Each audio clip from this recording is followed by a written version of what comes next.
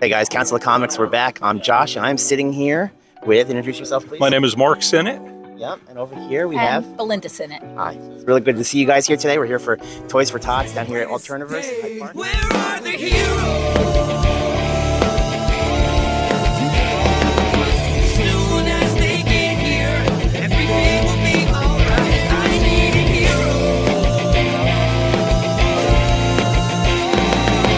Someone superhuman who can come and save my life. So for everyone that's watching right now, would you like to explain just a little bit about your family lineage? Okay, I am the son of Joe Sinnott, Marvel comic inking legend. Worked for Marvel from 1950 through 2019. He worked with Stan that entire time, right up until Stan's death, actually, in 2019. Wow. He was at the end. Dad was still inking the Sunday Spider-Man syndicated What's strip. up, Council? It's Clifford here, and I am sitting with Dorian Sinnott, accomplished writer, joining us here for Toys for Tots. How are you today? I'm doing well. How are you? Good. So tell us about your latest publication. Oh my goodness. Okay, so my latest one, right here, is Along About Midnight. It is a horror novel that takes place during the weeks leading up to Halloween in a small town. A lot of creepy stuff ends up happening. Teenagers go out to a cemetery at midnight and summon some stuff that they shouldn't. So that's fun. Kids in a cemetery with a Ouija board. Is that what we're talking about? It's not a Ouija board, but not a Ouija they board. bring pumpkins up there. Pumpkins and, Kinda. and planchette. So Dad had worked for Stan for 69 years, and Stan had signed his paycheck for 69 years.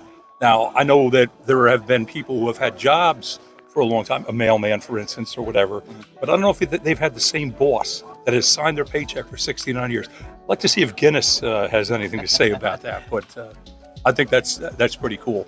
So, yeah, just son of Joe Sinnott. That's who I am. They wanted to feel creative. No, but seriously, they bring some pumpkins and some candles and some stupid stuff. Yeah, and mess around. Yeah. Okay, good. All right, awesome. And this is available now. Yes, it's available now and pretty much everywhere. So. Okay, so people can get it on Amazon, your Barnes website, and Noble, Barnes and Noble. all that. Yep. Shout out to Barnes & Noble for donating books to Toys for Tots this year. Thank you very much. All right, awesome. Is there anything you'd like to plug while you're with us? You're like, get this book. I was gonna say, this one's my new one, so definitely. Follow-up, did you want to share anything about your grandfather? Sure. Okay. Well, I know you were very close. Yes. Because I remember, like, during the COVID days that you would write stories about just going to visit and, like, Oh, yeah. saying hello through the window.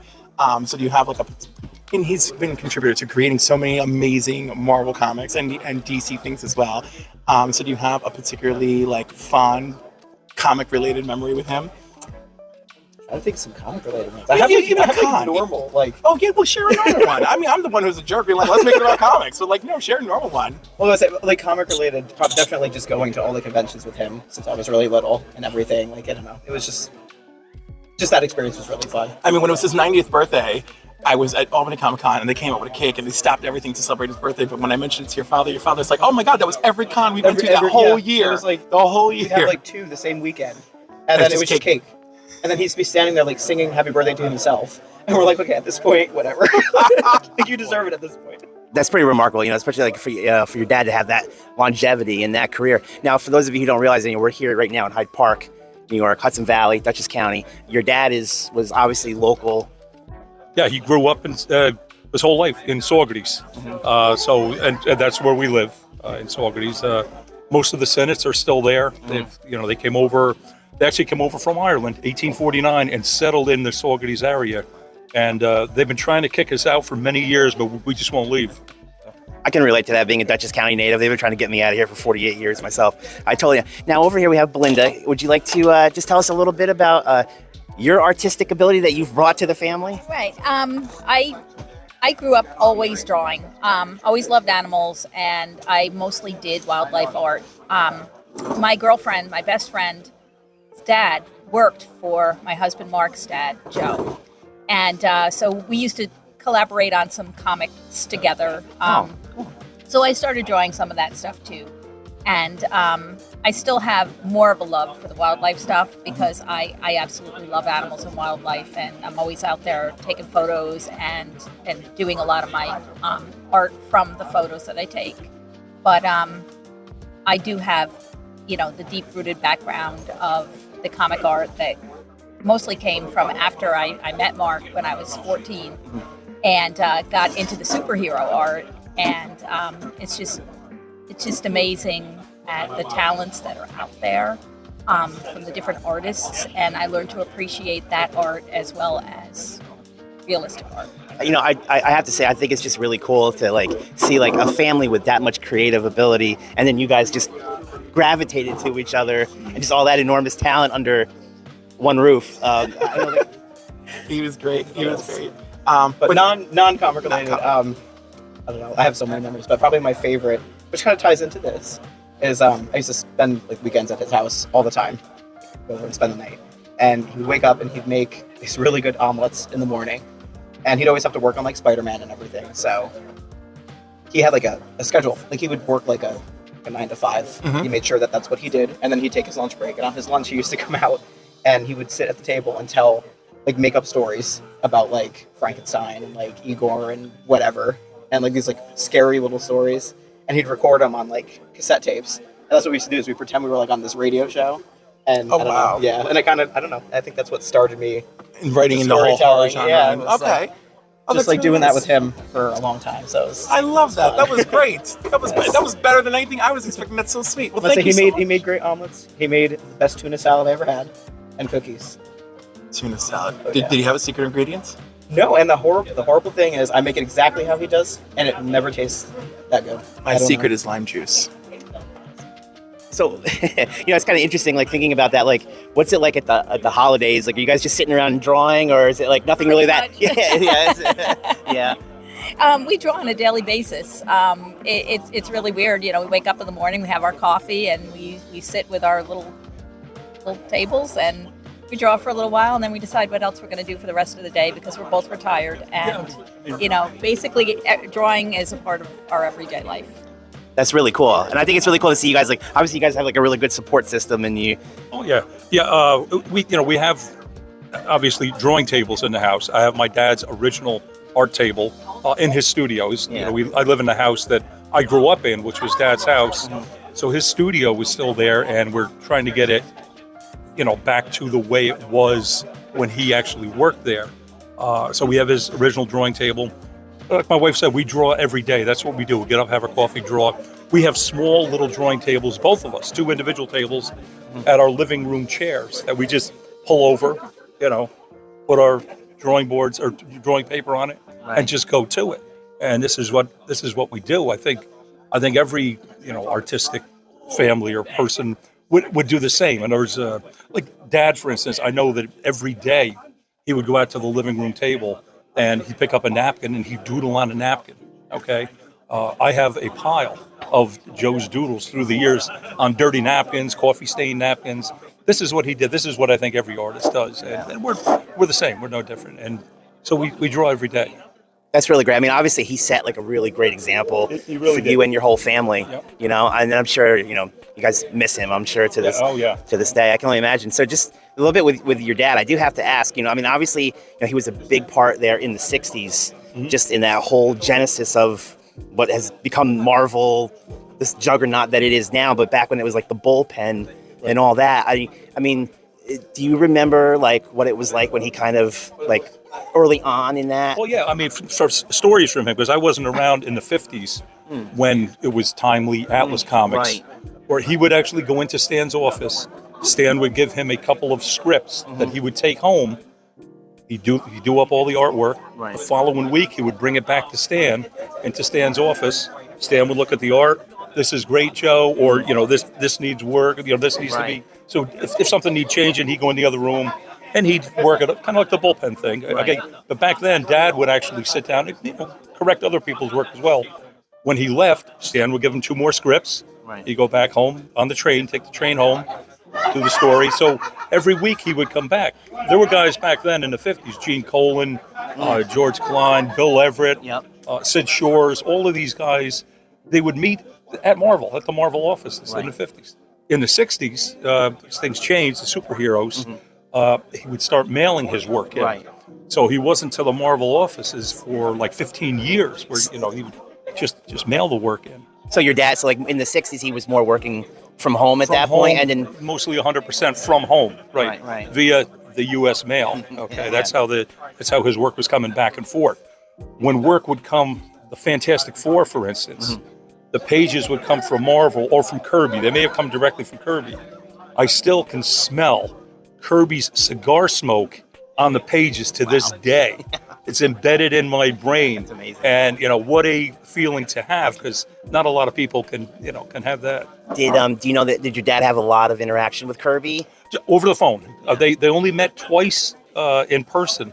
1972 New York Comic Con and the 1975 Marvel Comic Con. So that's after they had done Fantastic They Four. had talked on the phone, however. Right, They would talk from time to time on the phone. So Right. that was that was their dealings together. How they, And your dad stayed on Fantastic Four for a long time. That's how I discovered like your dad's name, because I recognized it when I was started buying Fantastic Four in the 80s, and your dad was inking the guys that were drawing Fantastic Four then, Right. and I had seen his name also in reprints. Right. Obviously working with Kirby. Yeah. And I mean, I think he had been on Fantastic Four pretty much all that time. Right. He had actually, the first Fantastic Four he did was Fantastic Four #5. Right. Okay, which was the first appearance of Doctor Doom.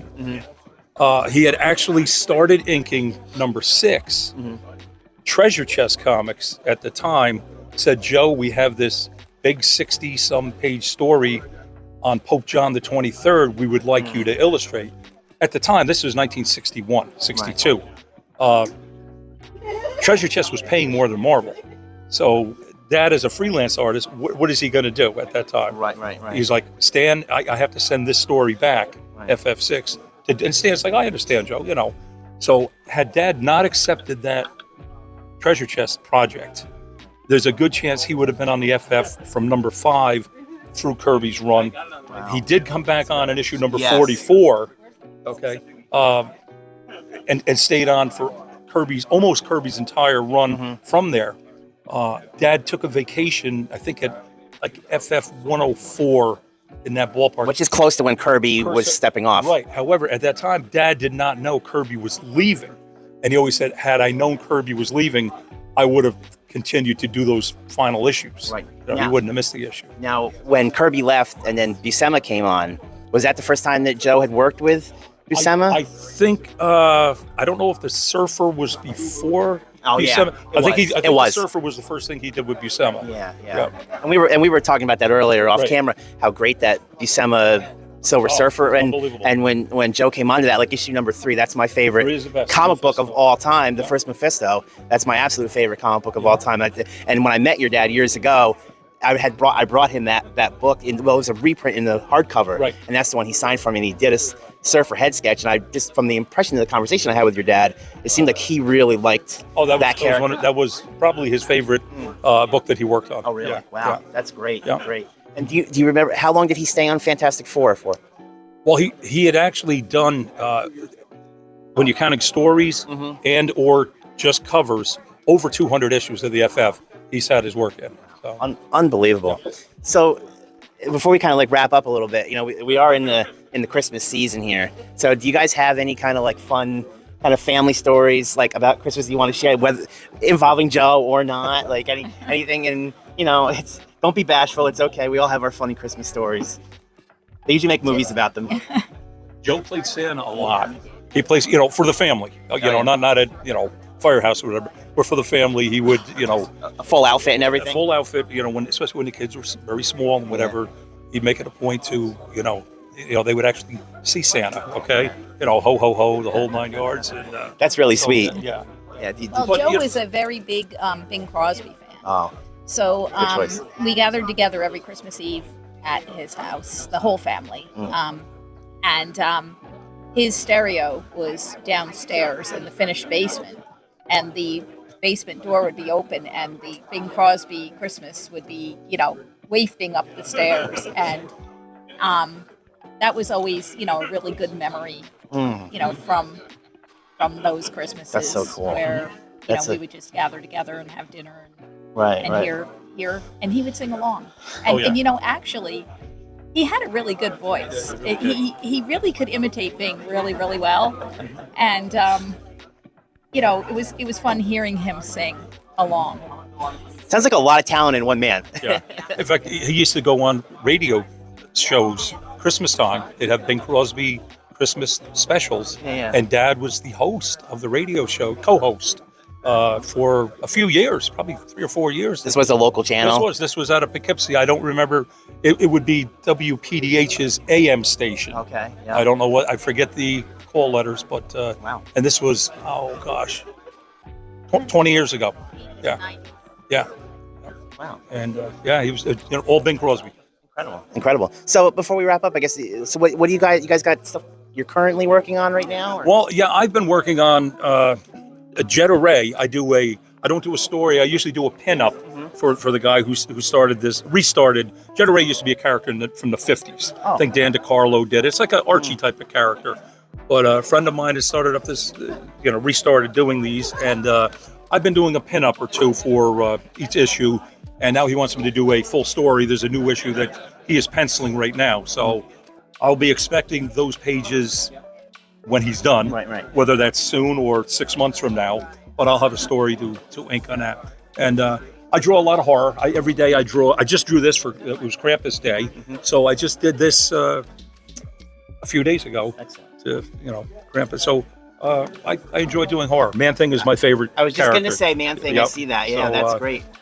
So obviously, I mean, that's a character you picked up in on this. I did. I don't know why I liked him. I like Swamp Thing also, but it just for some reason, Man-Thing's just that's my guy. So they're all kind of in the same milieu anyway. Yeah. So and obviously, you're doing some beautiful work here. I mean, this is amazing. So like, what do you have anything in particular that you're working on right now, or just continuing with I what was you just got here? basically doing a lot of the little boxes for upcoming craft fairs, Oh, you know. right, So yeah. I kind of switch off during the year for whatever's coming up,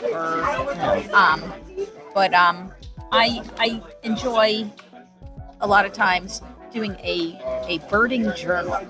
I'm a very, very big birder, and almost every day we go out for a ride or go out for a walk wherever there's nature and birds and eagles and all kinds of birds. And I started keeping instead of a written journal, a illustrated journal. So I have my days and everything that I see, and they're just kind of my private things. I don't really show them to everybody. I post them on my Facebook page sometimes, but that's kind of my daily thing. But what I do enjoy doing with like the comic stuff is my art is different than Mark's per se. Mark seems to, follow more of like his father's style. A lot of the blacks and the whites, Sure. where there's a lot of contrast because he grew up knowing how to do that. Yeah. I grew up doing stuff with like wildlife and animals and like more like little intricate, doing the bark on a tree or doing the fur on the animal. So Detailed. my details are different. My backgrounds are totally different than Mark's because I was just showing that this is Belinda's Loki. This would be Joe's pencils. Oh, wow. Okay, and Belinda's inks and colors on Loki. Okay, so that would be her superhero type of work. You see a lot of the cross hatching. She does that in a lot of her thing. And this would be mine over Dad's as well. Dad's pencils, my ink. So we had a lot of Dad's layouts per se that we would work up through time when we get time, because like I said, we're drawing all the time. So it's just something that we enjoy doing and in we our come spare time. across, because we live in his house, and we still have renderings that he did, that he never finished, he never inked, or he never did anything with, and both of us are planning on taking some of those sketches and stuff like that, and then putting our own twist on them and continuing doing some work. Well, that's okay. That's okay. People can try it. Well, thank you again. I really appreciate it. It was good Thank seeing you. you. You too. That's really great. Well, listen, guys, it was really a pleasure to meet both of you and have you guys come down here, and just hope you all have a Merry Christmas and You as well. a Happy New Year, Yes. and we will see you next time on the Council of Comics. Thank you. the brightest day. Where are the heroes? Soon as they get here, everything will be alright. I need a hero.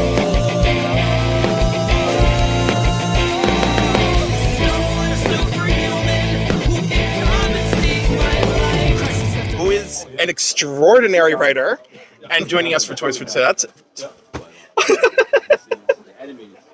Toys for what now? Who's an extraordinary writer and joining us for Toys for Tots. Thank you for having us. Thank you for having us. It's okay. This is terrible. This is worse than my Mike McCone thing. Mike McCone actually stopped us and said, "Is this a bit?" I said, "No, Mike McCone, I'm sorry. My blood sugar's low and I'm just really nervous." He's like, "Oh, okay." He's like, "You're making me look really smart." I was like, "Your accent is already making you look smart. We're okay." This is all real. That's what we really need. That's all we really need. We need the editing award. We need the editing. We won for comedy. What we really needed to win for was for editing, because that's the real magic.